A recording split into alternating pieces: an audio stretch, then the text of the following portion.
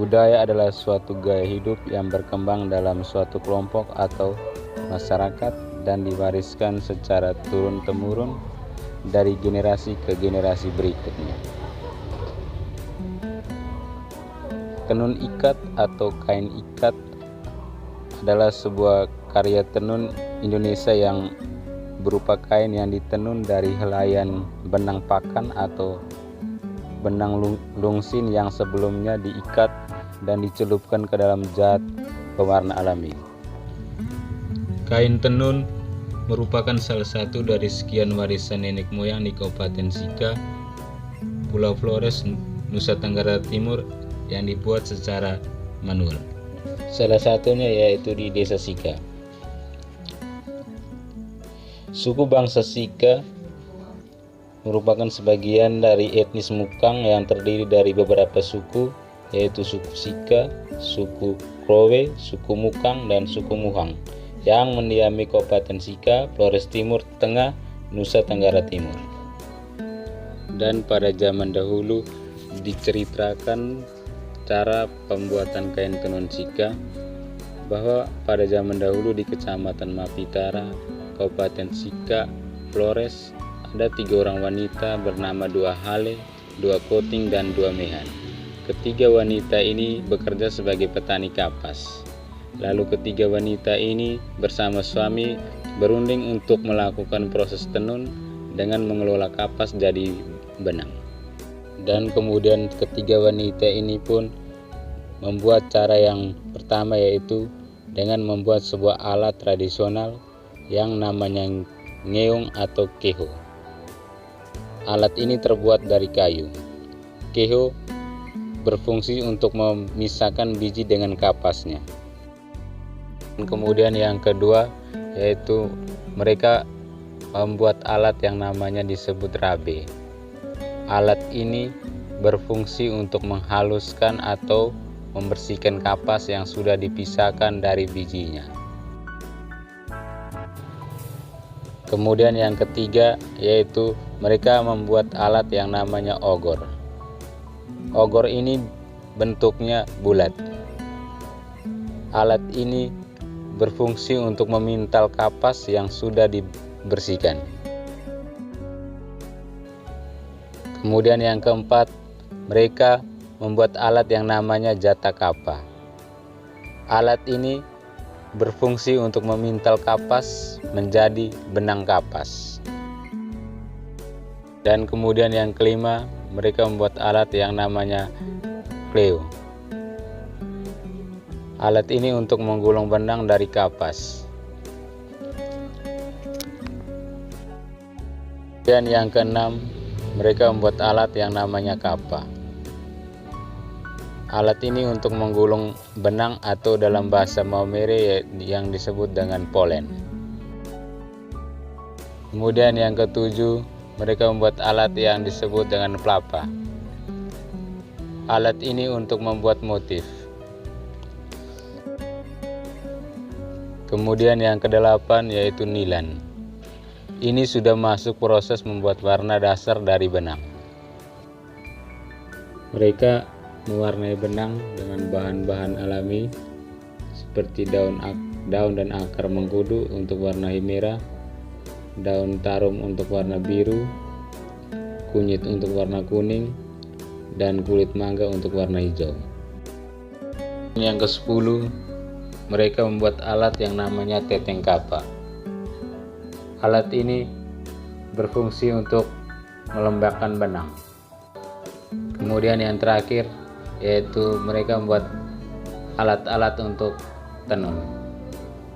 Pada alat tenun ini terdiri dari guan lorun, yaitu alat untuk merapikan tenun. Kemudian pine. Pine adalah alat untuk menopang bagian belakang sang penenun. Kemudian aibakat. Aibakat adalah alat penahan bagian depan sang penenun.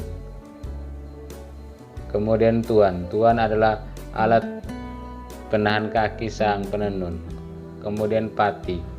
Pati adalah alat untuk merapikan benang. Kemudian alat runcing tenun yaitu ekur, bolen, hawen, lalan, dan sipe. Kebiasaan masyarakat Sika dalam kesehariannya dan tiap acara adat atau agama selalu memakai kain tenun atau sarung adat. Sebutan utang Sika untuk sarung perempuan dan lipa Sika atau ragi Sika untuk sarung laki-laki. Bagi masyarakat Sika, menenun juga bukan saja sebagai pekerjaan tradisional, melainkan menenun juga sebagai tanda kedewasaan seorang wanita di Sika untuk memasuki masa kawin. Motif dan makna. Jika ditelusuri kembali dari motif, teknik, proses pembuatan, dan asalnya, sebuah kain tenun ikat bagi masyarakatnya dapat dianggap mempunyai nilai dan makna yang dalam. Nilai-nilai itu antara lain nilai spiritual, nilai politis, dan nilai sosial ekonomis. Motif dan makna yang pertama adalah utang jarang atau biang, dengan motif pasangan manusia berkuda yang melambangkan manusia menuju alam baka. Yang kedua adalah utang merak dengan motif burung merak dari corak dan warna yang menarik dan indah. Kemudian yang ketiga yaitu utang mitang dengan motif garis warna gelap yang tenang. Yang keempat yaitu utang mawarani dengan motif bintang kejora sebagai pemberi terang, petunjuk, dan media penolak bala. Kemudian masuk dalam proses pembuatan. Yang pertama yaitu memisahkan biji dengan kapas. Prosesnya dimulai dari mengeluarkan kapas putih dari kelopak atau cangkangnya. Kapas putih yang masih banyak bijinya tadi kemudian dijemur di panas matahari. Jika kapas sudah kering dan ringan, itu berarti langkah berikutnya adalah mengeluarkan biji kapas. Cara mengeluarkan biji kapas disebut dengan keho kapa atau ngeung kapa. Yang kedua adalah proses membersihkan kapas. Meskipun kapas telah dipisahkan dari biji-bijinya, namun tidak otomatis selesai dan bisa digunakan, karena kotoran masih tetap ada. Proses membersihkan kapas dilakukan oleh dua wanita yang memukul-mukul kapas dengan dua tongkat kayu di atas tikar. Keduanya memukul secara silih berganti. Karena terus-menerus dipukul serta dibolak-balik, maka kapas menjadi lembek sehingga kotoran-kotoran mudah dibersihkan. Yang ketiga, kapas dipintal. Setelah kapas dibersihkan, maka serat kapas tadi dihaluskan dengan alat semacam busur kecil dengan dipilin menggunakan telapak tangan. Pilinan kapas ini kemudian dipintal menjadi benang panjang yang tidak terputus. Cara memintal kapas menjadi benang menggunakan alat yang dinamakan jantra atau kincir. Onderdil alat ini terbuat dari kayu yang berbentuk seperti roda. Yang keempat yaitu membuat motif. Jika kapas sudah menjadi benang, maka tahapan berikutnya adalah mengikat motif dan ragam hias. Benang yang direntangkan pada alat yang disebut laing tebong yang terbuat dari dua kayu yang melintang. Setelah benang direntangkan, maka pekerjaan yang berikutnya adalah membuat ikat motif atau ragam hias geometris. Pekerjaan ini dilakukan oleh dua orang dengan cara saling memberi dan menerima benang. Yang satu mengatur agar tiap urat benang dimasukkan dari atas ke bawah atau dari bawah ke atas, yang lainnya mengembalikan urat benang ke pangkalnya. Lalu dengan hitungan tertentu mereka membentuk sebuah motif yang diinginkan. Jalur-jalur ikat tenun dibedakan atas beberapa pola, yang antara lain pola besar yang dominan atau pola ibu, pola besar sedang, dan pola kecil. Semua jalur ikat baik yang besar maupun yang kecil dengan motif atau ragam hias tertentu bisa memenuhi satu bahan sarung tenun ikat. Kemudian yang kelima yaitu mewarnai benang. Benang-benang yang sudah diikat dan membentuk pola-pola dengan motif tertentu tadi kemudian akan melalui proses pewarnaan benang. Proses ini dimulai dengan mencelupkan benang ke dalam adukan minyak kenari dan minyak kemiri untuk pengawetan.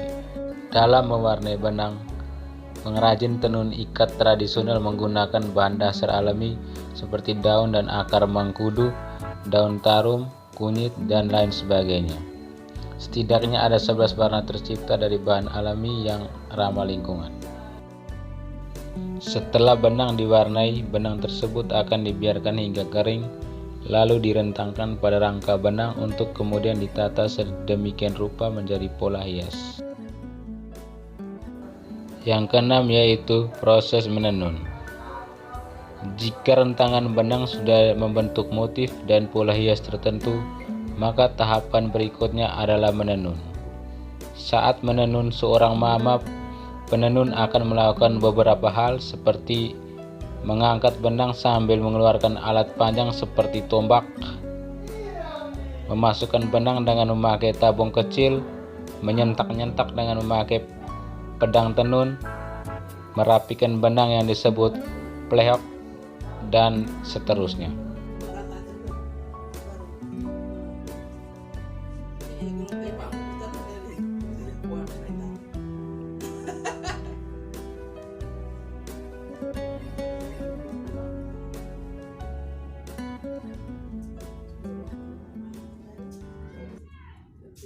Aku tuh mata mata, abang tuh sakit terlalu, mata mata terlalu.